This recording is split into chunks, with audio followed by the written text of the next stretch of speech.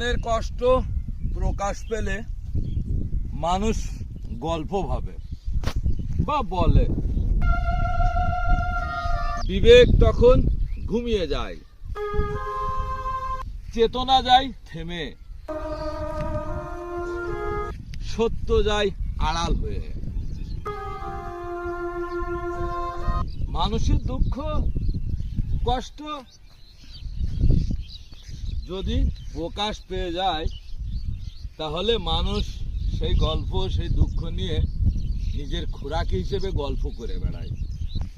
আর তখনই সেই কষ্ট পাওয়া মানুষটা তার বিবেক কষ্ট নেতিয়ে পড়ে, ঘুমিয়ে পড়ে, আর তার ভিতরে সেই সততা ও মধ্যতা সব হারিয়ে যায়। তাই যখন দুঃখ কষ্ট থাকে তখন সেগুলি কাউকে বুঝতে দিতে নাই, নিঃশব্দে নিজের মধ্যেই রেখে দিয়ে এই পৃথিবী ছেড়ে চলে যেতে হয়। ধন্যবাদ।